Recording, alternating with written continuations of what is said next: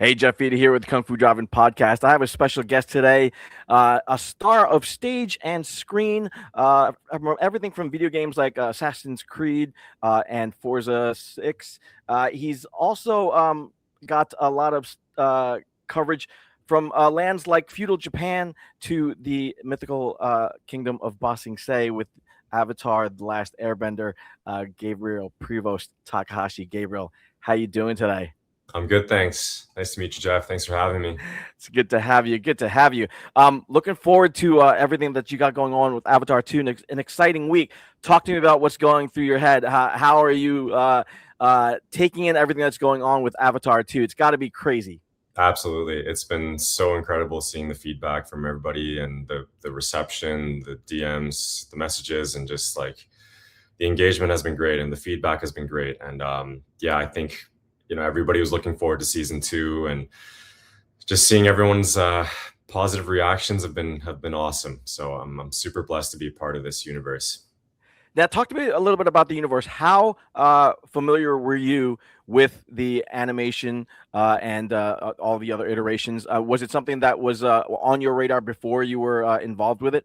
Absolutely. I watched the original animation that like the second it came out back in, 06, 07, 08, and watched so much of it on the road. It was like my kind of like personal piece as I was like really involved into sports at the time. And yeah, it was crazy. Just finding out the news of getting the role was like I was so elated. It was a long process, obviously, 7 to 8 road audition process, and then finally getting it was like just pure euphoria. So I'm just grateful to be a part of this. It's such a great cast too. They do such a good job of bringing those characters to life. Mhm. Once you were in their presence and you kind of felt that whole energy, did it feel like you were there in the animation with what you perceived as the world of the animation come to life? Totally. And this season around, we went really heavy onto practical production design, as we've been seeing, with this coverage by Avatar on their Netflix page. Just so much more detail, and Ba Sing Se was like as big as they could make it humanly for a realistic level, and like real cobblestones, and you have these like hand painted marble walls, the Beifong house to the upper villa, the lower ring, just so much detail that you like you're walking around on set, and you feel like you are in Ba Sing Se. And especially being in Vancouver where we have so much greenery, and it naturally feels like the Earth Kingdom out here, and maybe a big reason why they filmed it, right? So yeah, it was that too, but mainly due to the great cast and crew, the producers who, the second I got onto set after my makeup tests, brought me into the tents and seeing all the playback, the footage. Yeah, that helps with like getting in the universe and feeling like you're in the imagination land, which is Ba Sing Se. So tell me a little bit about your character. Who is he? What's his deal? And what do you bring to it to bring him to life in this universe?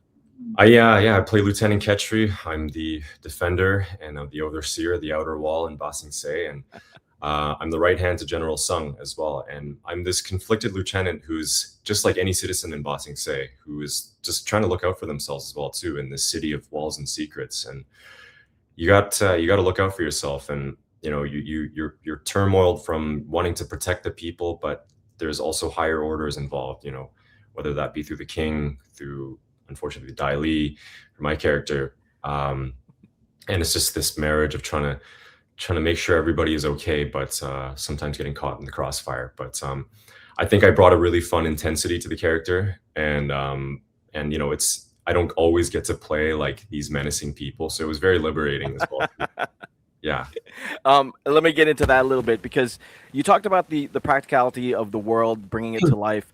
One of the things about Avatar, the original animation, was that it anchored its bending abilities in some real world martial arts. You have a martial arts background, so the physicality that the Avatar world requires is something that the actors kind of have to embrace if they're going to Yeah. really bring that to life, right? So did you get to bring any of your martial arts, or did you bring more of some of your hockey skills Yeah. to the character? I'm sure the movement from hockey helped out so much. I gotta thank hockey too. It's like such a high, intense, high reaction speed sport, and Yeah. stunts is high reaction speed.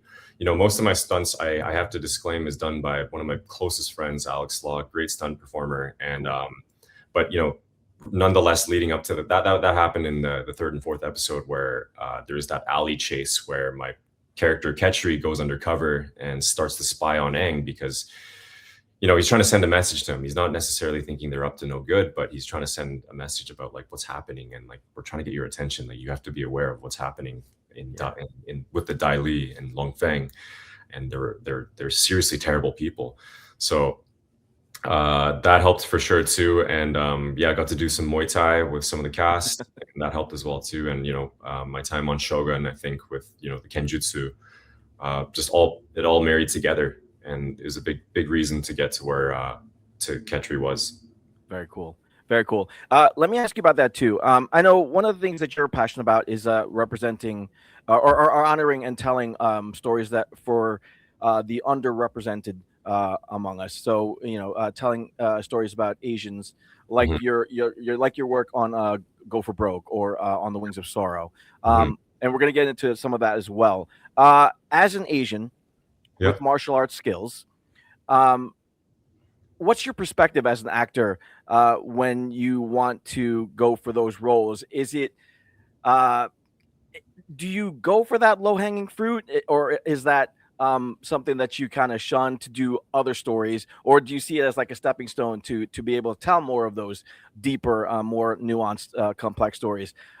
Because it's kind of a balancing act a little bit, right? You don't want to do the stereotype and just do that one thing, but there's also some pride that we can take from that as Asians with some of those skills that we can bring to screen, right? What is your take on all of that?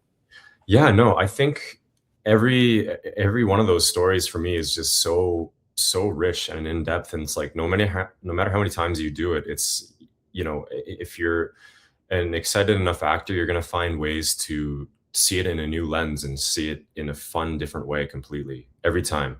So I'm not too worried about that. I think there's so many avenues explored with each type of IP, to type of character. There's a lot of like similarities with maybe something like Avatar with like Assassin's Creed or Shogun, but they are at the end of the day just so many different nuances. So Yeah. I'm not too worried about that. I think if anything, it's as long as you're digging with the right intention and truth, Mm. you're gonna have a lot of fun with those projects. And so far, that's worked out pretty well for me. That's cool. Would there be anything like that that you would want to explore where you're like Gabriel Takahashi action hero? Absolutely, yeah. One of my inspirations, Andrew Koji, Oh, nice. kind of like similar background like me, Yeah. half Japanese, and yeah, he's just has this amazing presence to him, and playing somebody like he did on whatever it may be, Warrior, Yeah. Peaky Blinders, and now upcoming Street Fighter is Yep. gonna that's like that's the goal as well too. I think at the end of the day, like whatever role we're doing, we still have a piece of ourselves, and again, like that's why I think I got Khettry. When after about 2 episodes of filming into Avatar, the producers mentioned that they loved the tapes and they saw every tape that I did. So, Cool. um, that is also just a message to actors out there that producers are always watching every tape, and just like keep going for it. So, but I would love to do something like of course like John Wick as well too. Yeah.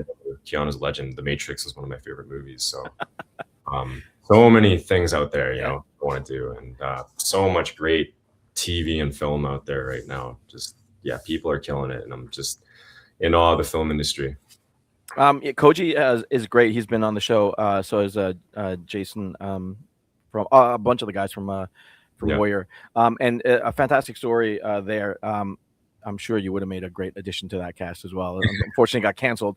But talk to me a little bit about some of the projects that you have going on. Again, that talk about some of those underrepresented stories that expand on just Asian representation in film and all that. So Go for Broke, On the Wings of Sorrow. Talk to me a little bit about what's going on there. Totally. Yeah. Go for Broke is a super, special story to myself, being, part Japanese. And I am originally from Japan too. But that's something that I got the chance to act as. One of the most iconic medics in that unit was James Okubo. And I got to play him in a separate Disney Nat Geo project about 4 or 5 years ago. Oh, And cool. after filming that process, you can only have just so much sympathy. And once you understand that story, there's so many things you can think of, like, did their sacrifices give us the freedom that we have today? And like, after internment, would the process of them getting out of internment been a lot slower had they had not made all those sacrifices? And I think it just as a whole for Asians in North America, because Go for Broke is, yeah, mainly comprised of Japanese Americans, but there was also a lot of Koreans. There was Chinese in that unit as well too. And unfortunately, back then they were all seeing us as like the same person. Yeah. Yeah. And it wasn't until like 1999 where President Clinton really acknowledged the efforts that these guys did. So there's a lot of argument, and it's possible that, again, maybe if these guys did not fight for what they did, what would today look like differently? So super passionate about that story, and I'm currently writing this 10-episode limited series that has been in development for quite a bit of time, as it was originally part of this filmmaking competition that we finished third in. Unfortunately, lost to some ex-CBC writers, so I feel pretty good about that. A big confidence boost for sure. But yeah, just taking our time developing that story. Each message, each episode, I think, has an incredible story engine. Kind of like Avatar. Each theme is so rich, and just want to do that justice as well too. And I know there's a lot of people on that Avatar set that are super passionate about that project. So in a perfect world, we get to collaborate with them on that too. But yeah, and then on the Wings of Sorrow, big mention to Ana de Lara, incredible Filipino-Canadian director, actress, multi-hyphenate.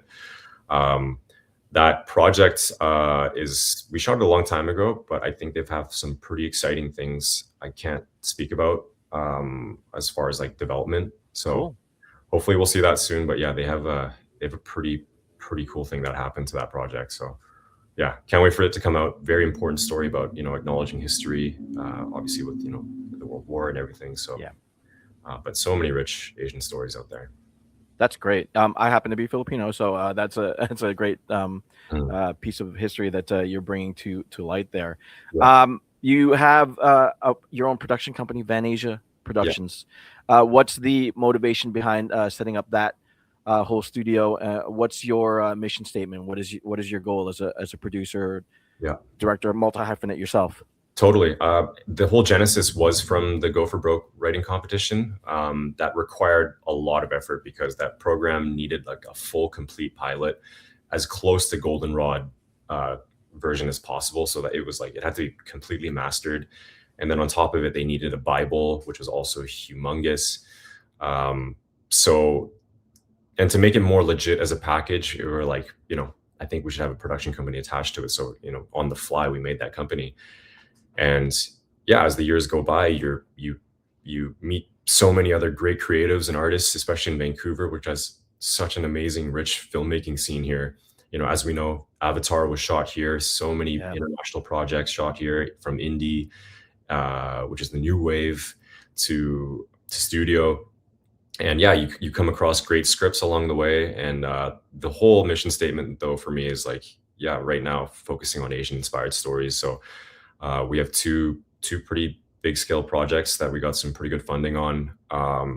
One is called Pregame, and that's an Asian sci-fi comedy, very inspired by like Superbad, influenced by Seth Rogen, fellow Vancouverite, and then we have Drifting, currently titled Drifting, which is this Japanese Canadian literal street drifting story about drifting in the Pacific Northwest, and full Japanese cars, tuned out R34s, S14s. Excited about those ones. And yeah, both got incredible funding, and we're just both in post-production, a couple pickups on Pregame, but yeah, just working on those right now. Cool. For the cast on Avatar, are you guys aware of the kind of responsibility that you guys have as a predominantly Asian cast and crew to the younger Asian kids out there watching and looking and recognizing someone that looks like them on screen, or or does that kind of take just kind of get pushed down just to bring the world to life? It's because it can't be overstated what something like Avatar uh, means to that kid, that Asian kid out there looking for somebody like him on screen. Absolutely. Yeah, I think it is like we all are aware of the, with great power comes great responsibility, and Yeah. Avatar is just such a rich IP, and with pulling from so much rich folklore, indigenous to Asian, and the universe that they've created through the original animated series is that changed so many people's lives.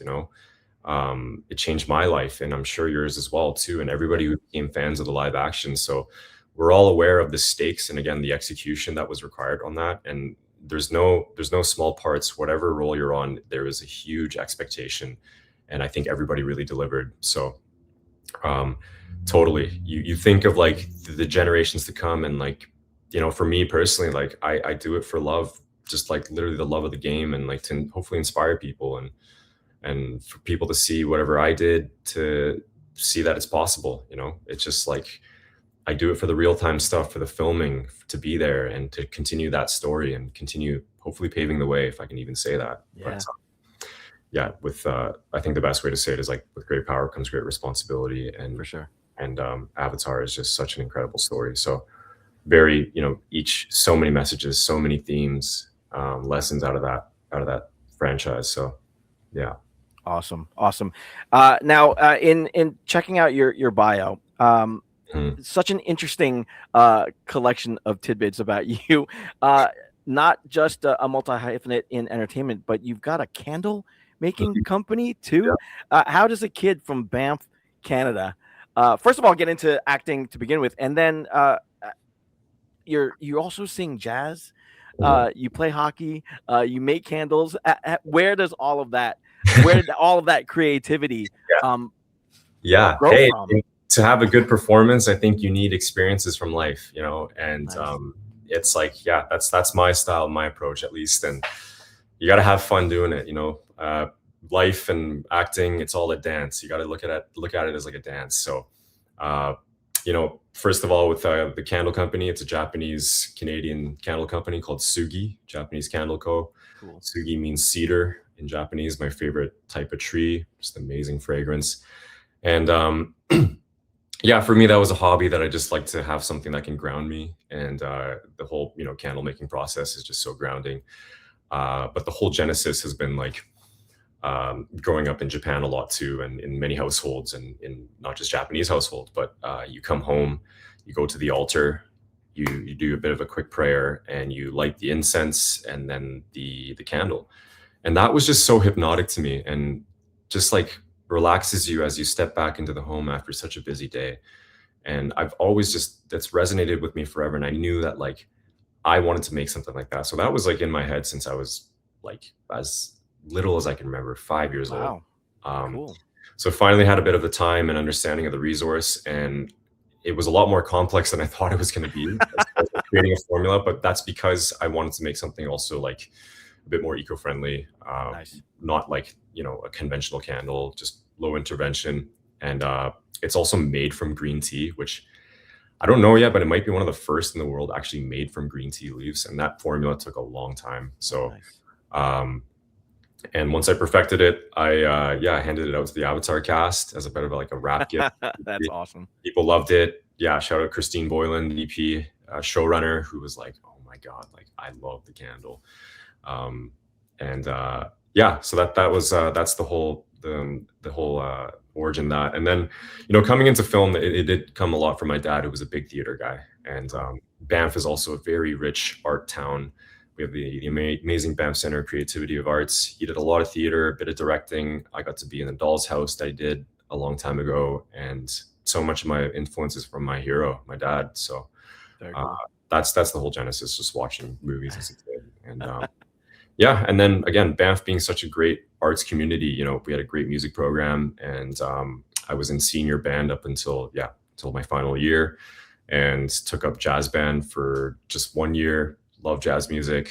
I was a drummer growing up, so super immersed into jazz once I was like 15, 16, and then I eventually wanted to get into singing as well too, because Cool. again, Banff just has this great community of artists. My teacher is Nan Hughes Poole, who's an ex-Broadway singer, and I learned through her as well too. So yeah, thanks to her, and then I'm slowly trying to get into more like different octaves of singing starting next week. Awesome. That's awesome. Now, on the other side of all of that thoughtfulness, the candle making, the music, acting, you are a self-described elite prankster. Yeah. How? Everybody's been asking about that. Yeah, how do you tap into that? And when you gave the candles to your castmates for Avatar, did they think that there was? Did they think they were going to explode on them? That's crazy you say that, because yeah, some people were like, "What's wrong with this?" Like, yeah. No, it's film sets are so fun. I know it can be seen as like a stressful environment. It is, because we're trying to deliver this great product, but you got to have fun. You got to stay light on your feet. And the cast was full of that people.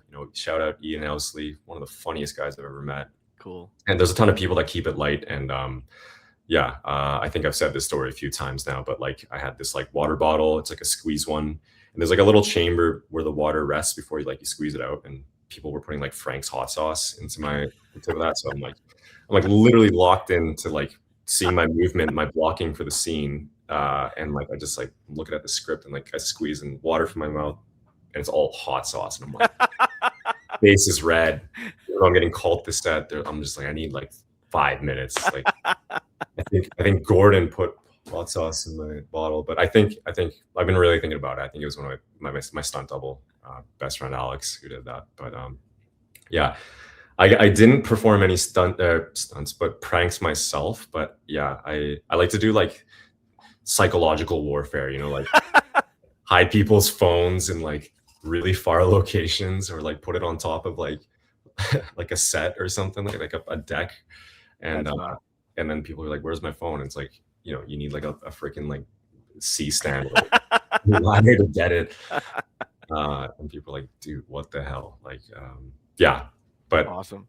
I think we had so much fun on that set. It's such a good casting crew, so much chemistry within everybody. So such a treat to be a part of that. It does look like a really good cast of characters. The camaraderie, at least on social, looks so real and genuine.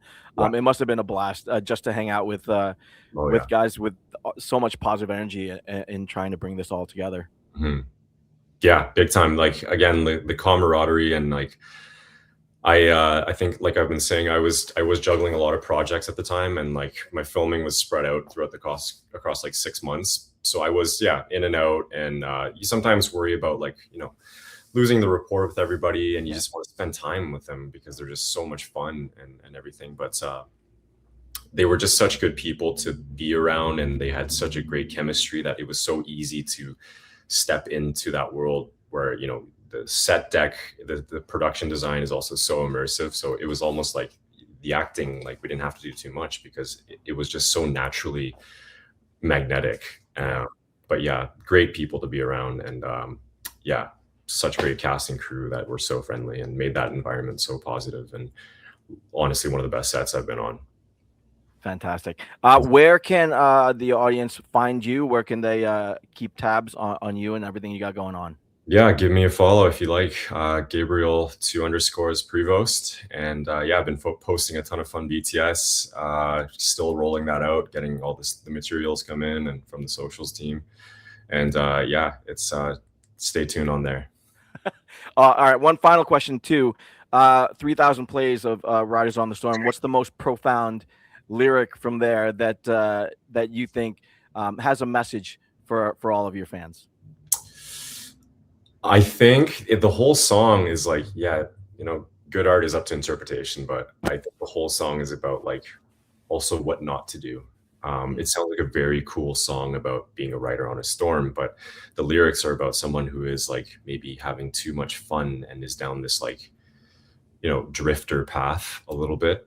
Because like one of the lines is like, yeah, killer out on the road, brain is squirming like a toad. And I think it's about like what that path could lead to. So it's a good message about like, don't play too much, have a good balance, and then also while enjoying an amazing electric keyboard piano solo. That's That's awesome. the message I get. Yeah. That's great. Listen, best of luck with Avatar season 2. You guys are doing incredible work of bringing that whole thing to life. So looking forward to what you bring to Lieutenant Khettry. Yeah. And best of luck with Van Asia Productions. Thank you. And telling more of those stories that are important to the Asian culture out there. And looking forward to seeing more of your work sooner rather than later. Thank you so much for hopping on the show. Thanks so much for having me, Jeff. This is great. Thank you. Awesome.